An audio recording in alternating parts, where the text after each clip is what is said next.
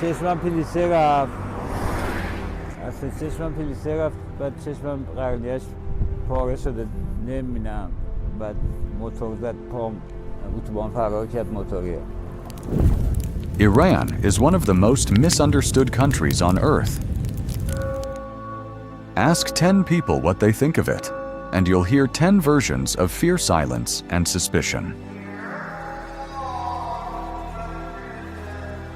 For decades, it's been framed as dangerous, closed off, and extreme. But what happens when you stop watching from afar and start walking its streets?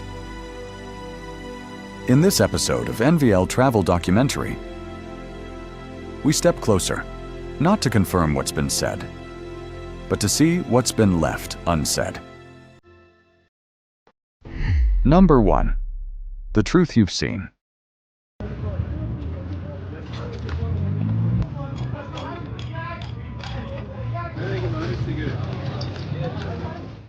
They say Iran is extreme in ideology, in isolation, in everything. But for many Iranians, the struggle is far more basic than borders or beliefs. It's about getting through the day.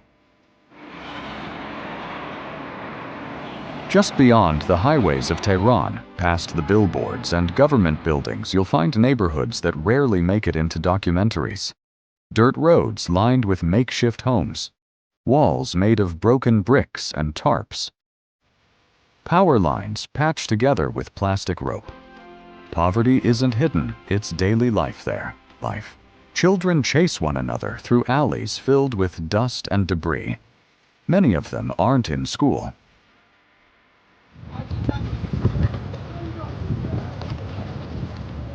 According to data from Iran's Ministry of Welfare, in 2024, more than 160,000 school-aged children in low-income areas are currently out of formal education. That's not because education is banned, it's because survival comes first. School supplies, transportation, even a pair of shoes. For some families, these are luxuries they simply cannot afford. Yes, this part of Iran is hard. And yes, the media gets that part right to a point. But here's what most people miss: resilience. What holds these neighborhoods together isn't policy, it's people. Parents share what little they have. Teenagers help younger kids with homework when schools don't. You won't see that on the news, but it's happening quietly every day. So is this all there is to Iran? The answer is no. Tehran, a capital of nearly 15 million people, buzzes with contradiction. It's where centuries-old traditions blend with luxury shopping malls, rooftop cafes, designer boutiques, subway lines, and startup hubs. And not far from these streets, the reality begins to shift. And it's nothing like what you've been told to expect. Another side of life begins to emerge. One that doesn't fit into any media myth, but exists all the same. Now let's go further. Let's look at the assumptions that follow Iran wherever it's mentioned, and ask if any of them truly hold up. Number 2. The Iran they don't show you.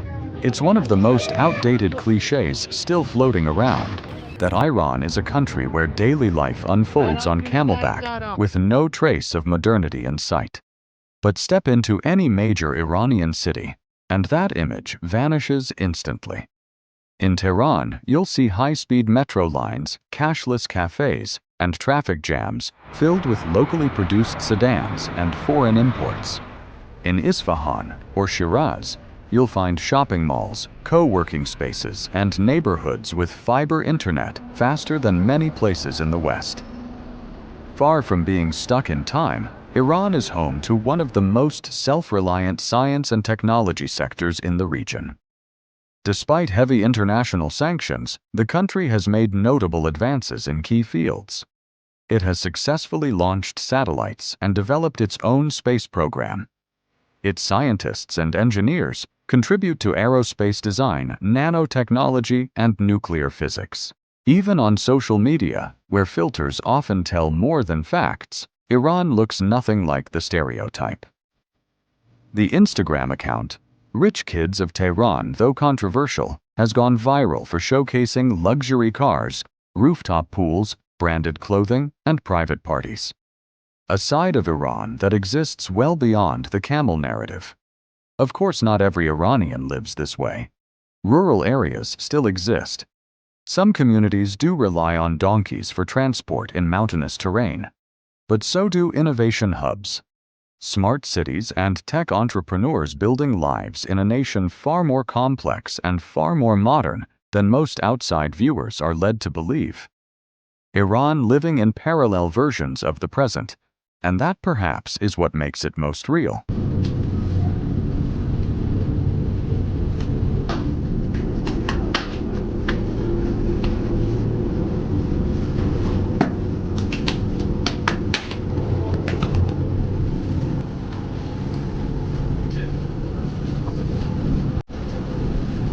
Number 3. Iranians aren't Arabs. From the outside, it's easy to group Iran in with its Arab neighbors. Same region, same religion, same script. But the truth, like most things here, is more layered. Iran is not an Arab country, and most Iranians are not Arabs. The largest ethnic group is Persian. Yes, but Iran is home to a rich mix of peoples such as Azeris Kurds, Lurs, Arabs, Baluchis, Turkmens, and others. Persians make up the majority, but not the whole. And even within Persian identity, regional accents, customs, and traditions vary wildly. What unites Iranians isn't a single race or ethnicity.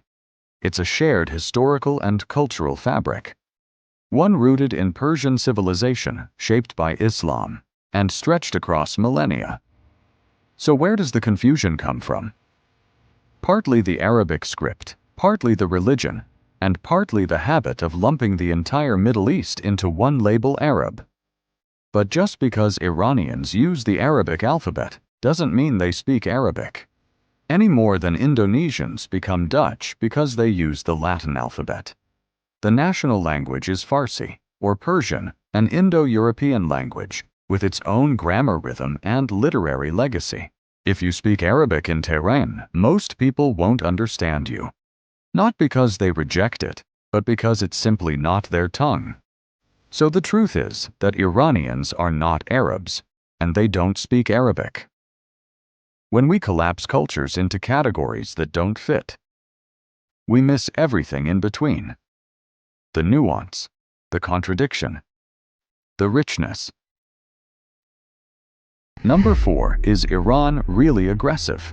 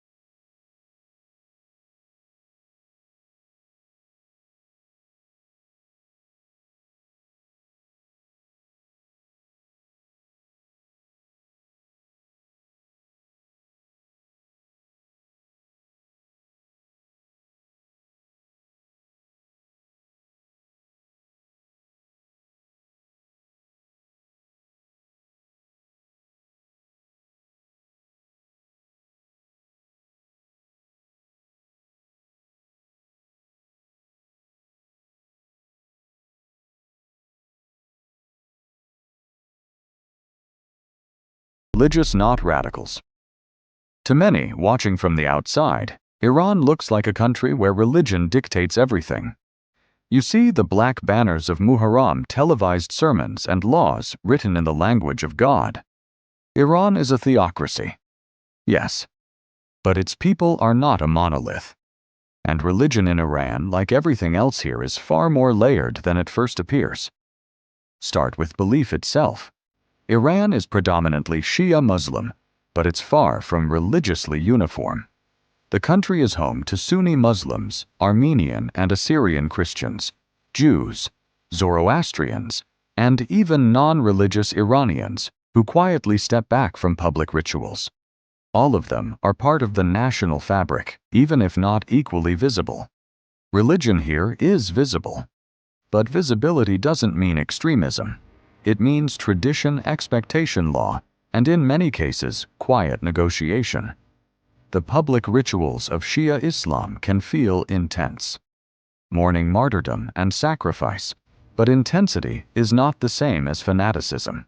For many, these rituals are cultural performance, not literal belief. They are inherited symbols. Sometimes honored, sometimes endured, sometimes ignored. So no, Iranians are not religious extremists. They're people navigating power, expectation, and belief in their own complicated, deeply personal ways. And the moment we flatten that into a label, we stop trying to understand them at all. Number 6. Iran isn't gray. A walk down Tehran's main streets will reveal something unexpected. You'll see cafes playing Western music, bookstores stocked with global literature, and groups of young people taking selfies beneath murals of Persepolis heroes. It's a scene far removed from the image of repression that many people hold.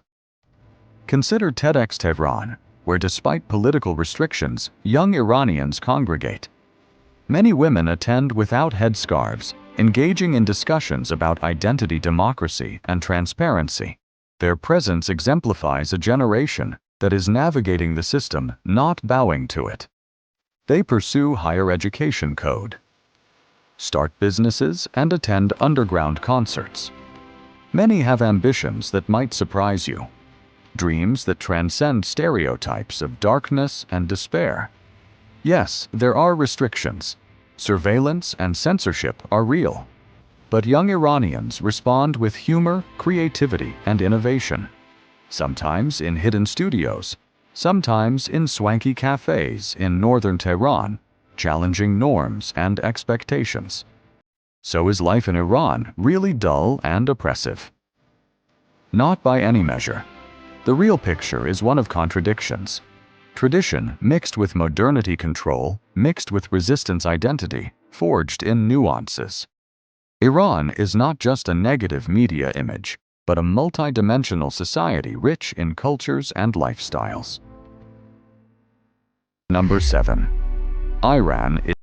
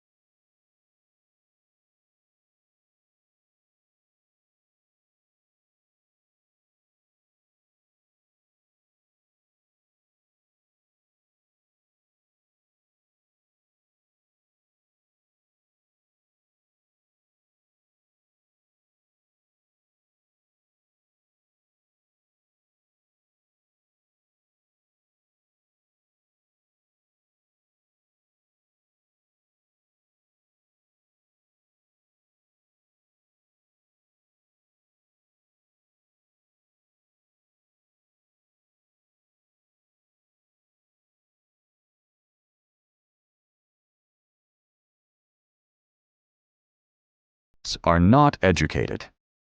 You might expect Iran to be a place where knowledge is blocked or access to learning is limited. But that changes the moment you step into a university campus in Tehran, Isfahan, or Mashhad.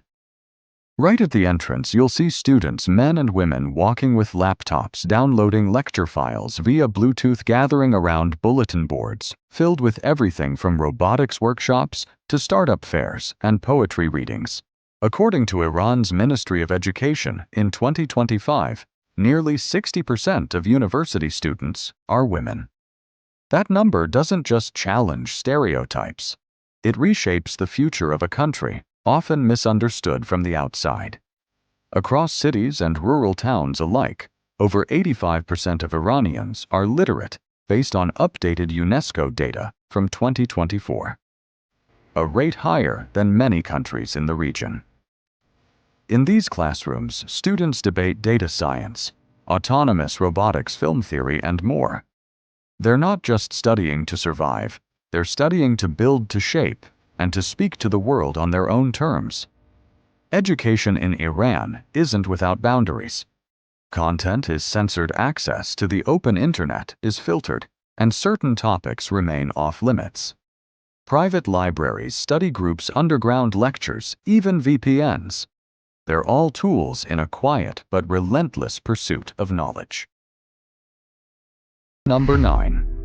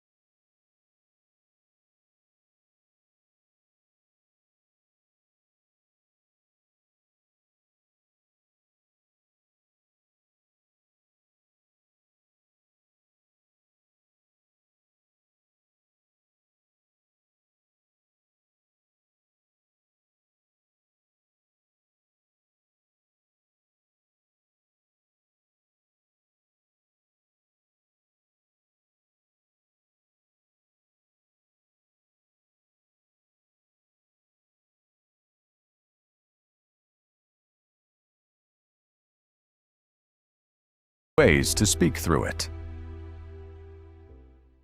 Number 10. Traffic in Iran. You hear it a lot that Iran is stuck in time, a country frozen by politics, broken by sanctions, left behind by the modern world. But that's not what you see when the train pulls in. The train arrives on time. It's clean, air-conditioned, and full of people headed to work, school, or just another day in a city of nearly 10 million. This isn't a scene from Europe or East Asia, this is Iran. Across major cities like Tehran, Shiraz, Mashhad, and Isfahan, Iran has built one of the most efficient public transport systems in the region.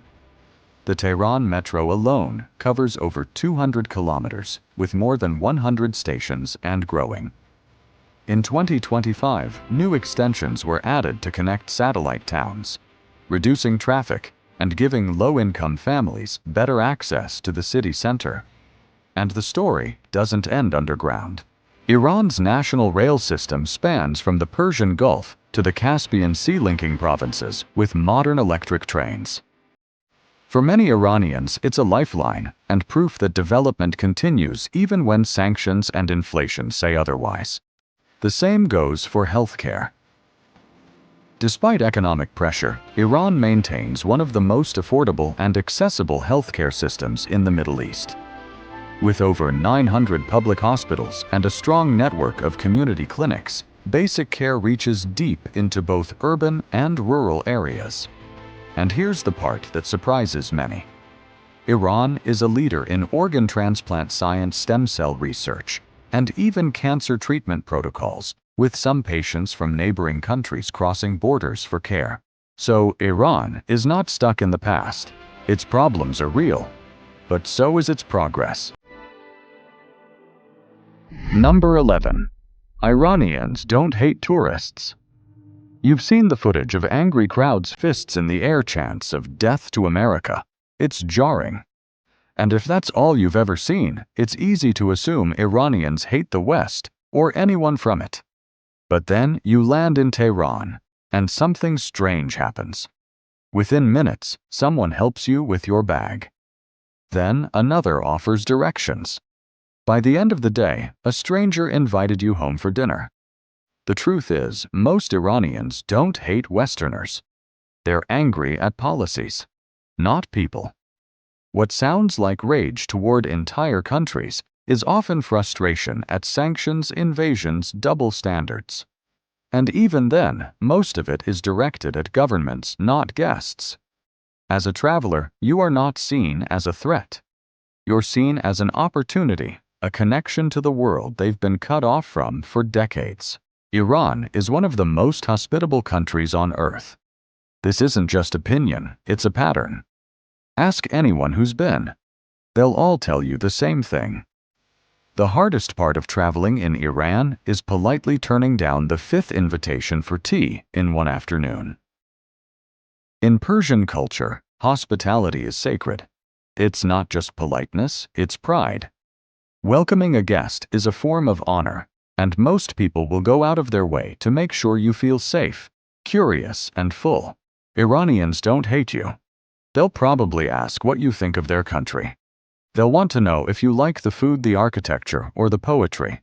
And if you're open, they'll show you parts of their world most cameras never see. The further you walk into Iran, the more difficult it becomes